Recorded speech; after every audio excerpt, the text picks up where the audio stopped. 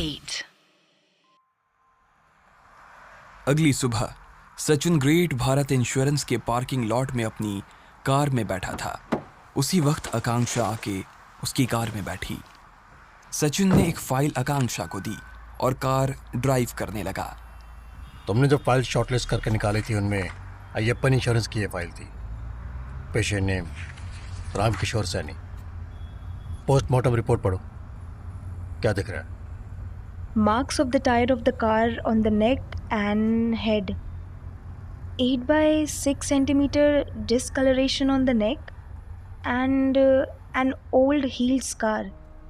The mandible on the left side is missing. Mandible मतलब जबड़े की हड्डी। Okay. जबड़े की हड्डी गायब है और पुराना निशान है गर्दन पे। समझ आया? मतलब इस पेशेंट को ओरल कैंसर था। सर्जरी करके मैंडिबल निकाली गई थी और वो निशान उसी सर्जरी का था। How did you know? ये तो बहुत टेक्निकल लैंग्वेज है। मेरे डैड को कैंसर था। उस टाइम उनकी देखभाल करने के लिए मैंने कैंसर पे बहुत सारी बुक्स पढ़ी थी। Oh okay. हमें रामकिशोर सैनी के मेडिकल रिकॉर्ड्स निकलवाने होंगे। एग्जैक्टली। अभी हम हॉस्पिटल ही जा रहे हैं। कार अब मेन रोड पे थी। सचिन ने एक्सेलरेटर दबाया और कार तेजी से सोनीपत जनरल हॉस्पिटल की तरफ बढ़ने लगी। दोपहर को सचिन और आकांक्षा समीर बेदी के ऑफिस में थे। We have something. What? Sachin ने बेदी को एक फाइल दी। अय्यप्पन इंश्योरेंस के एक क्लेम की पोस्टमार्टम में ओल्ड हील स्कार और मिसिंग मैंडिबल का जिक्र किया है, मतलब ओरल कैंसर। ये रिपोर्ट डॉक्टर रवि मनेरिया ने बनाई है। ये नाम मैंने पहले किसी पोस्टमार्टम में नहीं देखा। मोस्ट ऑफ द फ्रॉड की रिपोर्ट पर डॉक्टर अमन जैन का नाम है। मेरा अंदाज़ा है कोई नया डॉक्टर था जिसने गलती से मैंडिबल और पुराने सर्जरी के निशान इसमें लिख दिए। अब हमारे पास फ्रॉड का पहला रिटन प्रूफ है। बेदी फाइल पढ़ रहा था। मैं और आकांक्षा भी हॉस्पिटल से आ रहे हैं। डॉक्टर रवि मनेरिया वहाँ नहीं था और हॉस्पिटल स्टाफ ने पेशेंट के रिकॉर्ड दिखाने से मना कर दिया। एक और चीज़, आपको प्रकाश भूमल याद है? यस, वो वाइट I-20 का फर्स्ट ऑनर। यस, मैं उसका बैकग्राउंड चेक कर रहा हूँ। वो कॉम्प्लायंस इंश्योरेंस कंपनी में 8 साल से MSCT में काम कर रहा है। MACT, motor accident claim tribunal. Exactly. 8 साल उसने मोटर एक्सीडेंट्स के क्लेम्स की इन्वेस्टिगेशन की है, इसीलिए उसे पूरे सिस्टम का इतना डीप नॉलेज है। We are very close. मैं हॉस्पिटल से रिकॉर्ड्स निकलवा लूँगा। I know a way. आप एक मैं अपने लॉयर को पुलिस स्टेशन भेजता हूँ। हमारे पास फ्रॉड का रिटन प्रूफ है, तो इस डॉक्टर रवि मनेरिया को क्वेश्चनिंग के लिए बुलाया जा सकता है। Yes, good idea. Get moving. Sachin और आकांक्षा तेजी से ऑफिस से निकले। समीर बेदी किसी को कॉल मिला रहा था। सचिन और हॉस्पिटल का एक स्टाफ मेंबर चिल्ला रहे थे। रैक क्या दी ना, कॉन्फिडेंशियल रिपोर्ट है, समझ नहीं आती। ये RTI है, राइट टू इन्फॉर्मेशन। अगर नहीं दिखाने रिपोर्ट तो रिटर्न में दो। क्यों है वो रिपोर्ट कॉन्फिडेंशियल? ना देता जा। कोर्ट में बोल देगा ये बात? रुक एक मिनट। सचिन ने अपना मोबाइल निकाला और वीडियो रिकॉर्ड करने लगा। तो मैं यहाँ सोनीपत जनरल हॉस्पिटल में हूँ और मैंने एक पेशेंट के रिकॉर्ड्स के लिए RTI दाखिल की है। ये हॉस्पिटल स्टाफ बोल रहे हैं कि रिपोर्ट कॉन्फिडेंशियल है। पेशेंट का देहांत हुए महीने से ऊपर हो चुका है। क्या छुपाना चाह रहे हैं आप? बताओ। स्टाफ मेंबर पलट के जाने लगा। RTI की इज्जत नहीं करते आप? और आपने सही इलाज किया था तो दिखा क्यों नहीं रहे रिपोर्ट्स? स्टाफ मेंबर पलटा। उसकी टोन बिल्कुल बदल चुकी थी। कैमरा बंद करो, दिखा देंगे आपको रिपोर्ट्स। सचिन ने वीडियो रिकॉर्डिंग बंद की।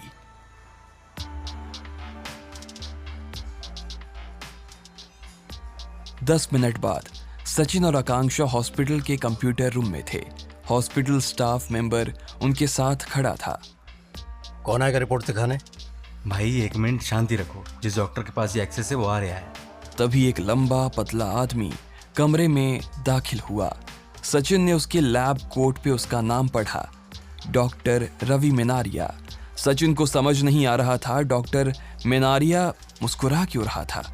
डॉक्टर मनेरिया ने स्टाफ मेंबर से पूछा, रिकॉर्ड इन साहब को दिखाने हैं? स्टाफ मेंबर ने हाँ में सिर हिलाया। डॉक्टर मनेरिया ने एक सॉफ्टवेयर खोला और उसमें नाम टाइप किया। सचिन ने स्क्रीन पर नाम पढ़ा। पेशेंट का नाम क्या है? रामकिशोर सैनी। देख लीजिए, स्पेलिंग सही है। हाँ। डॉक्टर मिनारिया ने वो नाम हॉस्पिटल डेटाबेस में सर्च किया और रिजल्ट्स आते ही सचिन को इशारा किया। सचिन ने स्क्रीन की ओर देखा। उसके माथे पे चिंता की रेखाएं उभरने लगीं। काले दिन काली रातें काली सोच काली बातें, काले दिन काली रातें काली सोच काली बातें, काले जुबान पे काला स्वाद है, काला धंधा काला बाजार है।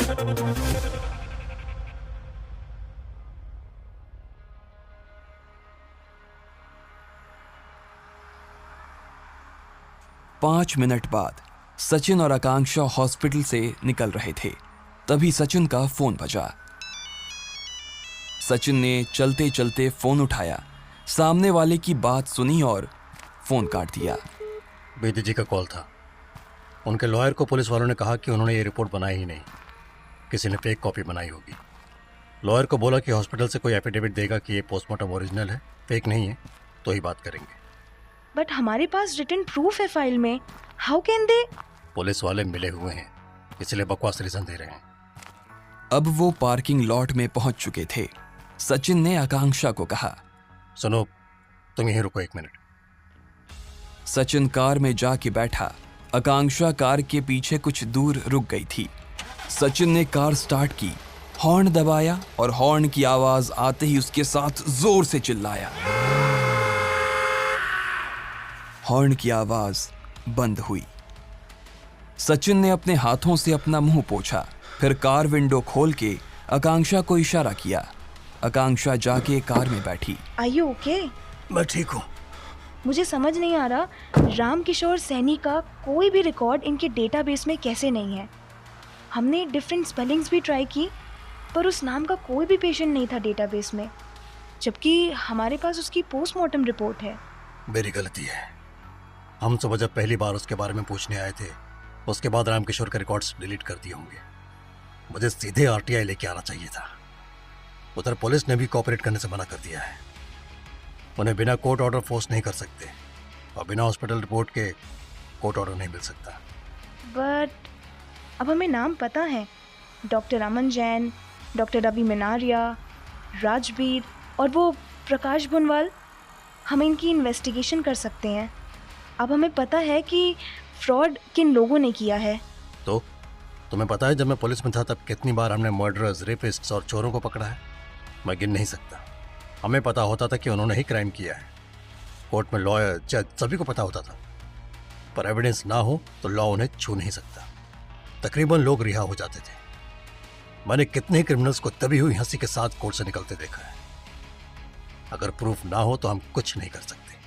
ये लोग कुछ टाइम के लिए शांत हो जाएंगे और फिर इसी तरह गरीबों की मजबूरी से पैसा बनाते रहेंगे। Information is useless without evidence. Don't worry, हम कोई ना कोई रास्ता निकाल लेंगे। इन लोगों को छोड़ूंगा नहीं मैं।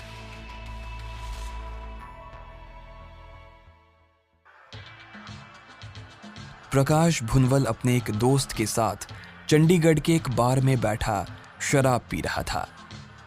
अरे बोलिया, यहाँ गाड़ी नहीं खड़ी कर सकते। मैं बोला क्यों? ओके। तभी उसका फोन बजा। मंजीत का कॉल था। प्रकाश ने मोबाइल में टाइम देखा। रात के 11 बजे थे।